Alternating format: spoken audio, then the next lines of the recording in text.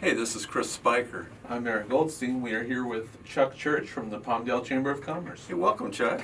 Yeah, glad to be here, Chris. Fun to be here and see Aaron and yourself again. Yeah, so you wear the Chamber of Commerce hat so well, but you had a real job. I did have a real job. I've been really blessed in my jobs. That I've only had two jobs with two major aerospace companies, and that was Honeywell Marine Systems Division down in West Covina. I worked for them for 12 years and 3 months.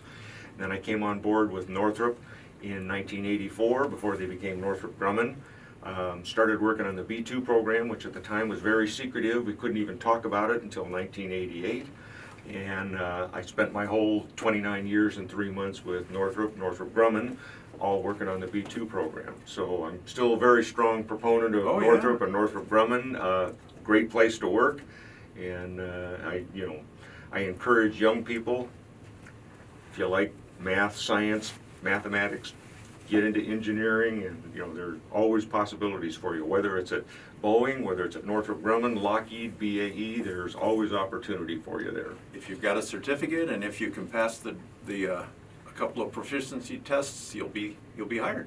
That and one thing I tell young people that I see now is for most of these companies with all the new high-tech programs that they have with composite planes or drones or whatever it is, you need a security clearance, and you not only need a basic security clearance with the government, but you probably need one or more caveat clearances.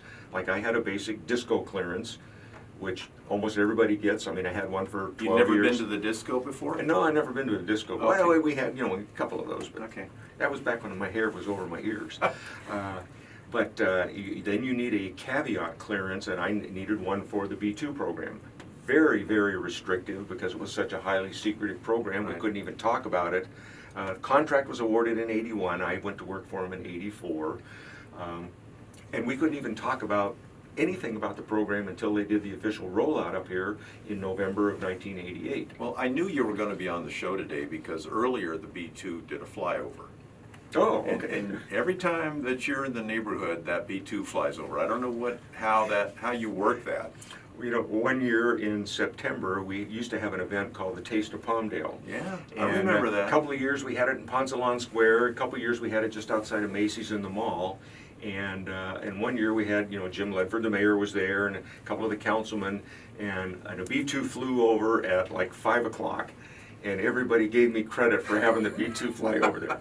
I didn't have anything to do with that. I have to tell you, it was cold that night. Yes, It was. the last night was Yeah. extremely cold. And so anything we could talk about, I think you just enjoyed being patted on the back. It kept you warm. It was a 5 o'clock to 9 o'clock event, and I'll tell you, by 8:17, everybody but the band had cleared out. We went up and presented we had awards, for the best dessert, the best meal, Right. the best, the best Yeah. wine, and we called them the Golden Spoon Award. So we gave out those awards, and then everybody was out the door and heading for their car because it was so cold.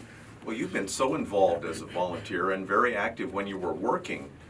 Don't retired people move away and do something else? They do in a lot of cases. For me, myself and my wife, I have a son that's not married, doesn't have any kids yet. She has a son that is married and has 3 boys. We call them the boys.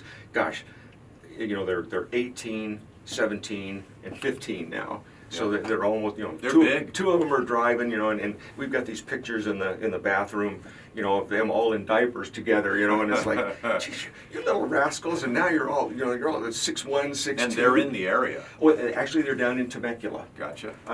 Actually, they started in Temecula, they moved to Murrieta, so real close communities down there. So, we still go visit them, and the plan is, well, we're not going to move unless we find a place where they want to move, and so I'm open to, because one of my hobbies is hunting. I'm open to Colorado, Arizona, Nevada, Utah, Idaho. You're kind of in a holding pattern. Yeah. And you just have to have something to keep you a little busy, Well, not too busy. Once I retired in 2013, I just took on more and more obligation with the Antelope Valley College Foundation. I mean, I'd been on the board for a lengthy period of time, but I became the president the next 2 years, which turned into 3 years.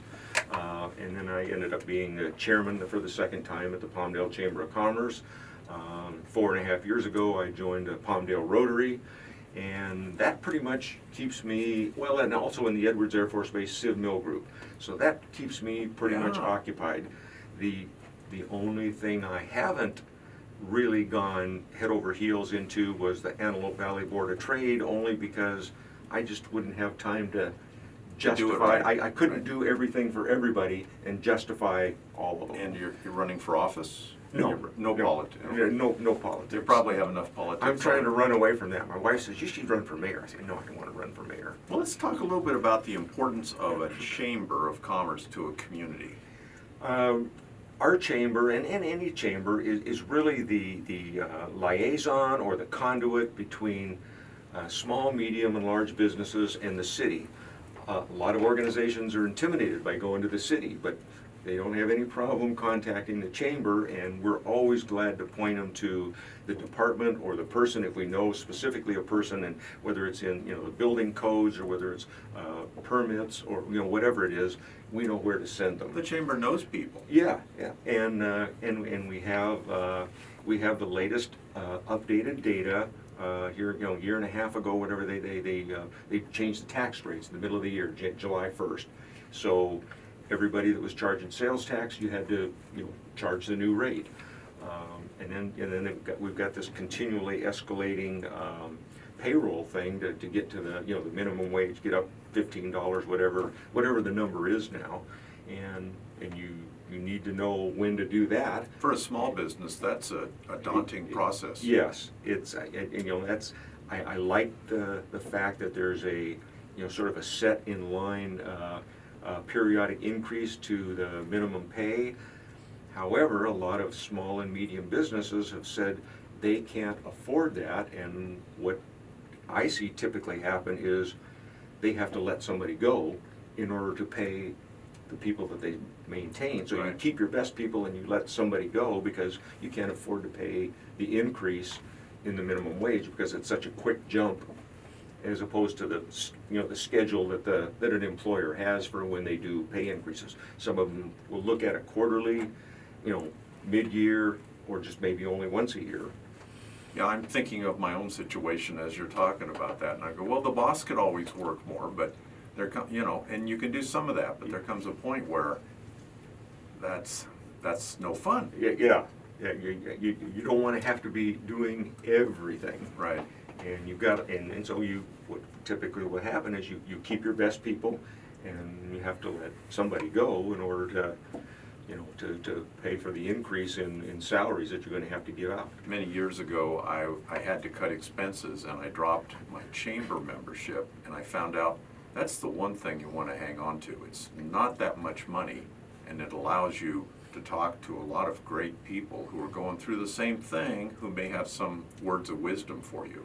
We went through that same type thing and mentioned that same thing to customers or members in our chamber in Palmdale.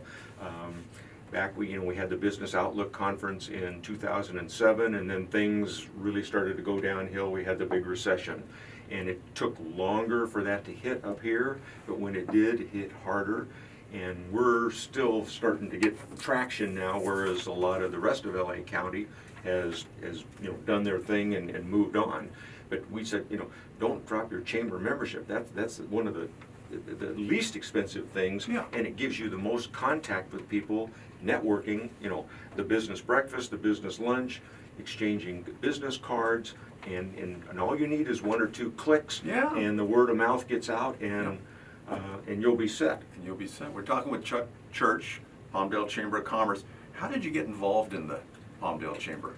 It was interesting. At the time, I had moved from engineering within integrated logistics support at Northrop, and I was in business development, and somebody called our HR manager over at Plant 42 and said, hey, we're trying to get a presence from Plant 42 onto the Chamber of Commerce. And the guy that was there at the time, he says, I'm just the guy. So they called me up and said, you want to go to lunch? I said, yeah, I'll go to lunch with them and listen to what they have to say, because I'd never been involved with the chamber before. And we went to lunch with them, and I said, hey, I'm willing to give it a try. I'll come to your first board meeting. If you all want me, fine, I'll stay, and you can vote me in or vote me out. I said, no harm, no foul, and we'll go from there. Well, that was back in 2004, and I've been there ever since, except the 1 year when I turned out and had to sit out a year before I could get back on the board. I remember going to a chamber lunch and I'm thinking, who's the new guy? That was you! What's the importance of volunteers to an organization? They really are an important asset to have in any organization. Our big thing is our ambassadors, and they have their green blazers, and now they like the green polo shirts. I know Lancaster, they had red blazers for a long time, then they went to a royal blue, and ours were always green, and I don't know whether they're going blazers or shirts now, but they are so important for meeting and greeting at the breakfast, at the luncheons, at any of the mixers, at any of the events we do, ribbon cuttings. They are just an important asset, and of course, they're not paid, so they're doing it out of their love for their community, their chamber, their city, and so. And sometimes they're hoping that their business or their enterprise will be Oh yeah. remembered or blessed in the Absolutely. process. They always plug their own businesses when they can and and that's fine with us. Well, Chuck Church, Palmdale Chamber of Commerce, thank you very much for being involved. You're welcome. Glad to be here. Important part of the community. Anytime you'd like to have me back again, just give me a Will do. call.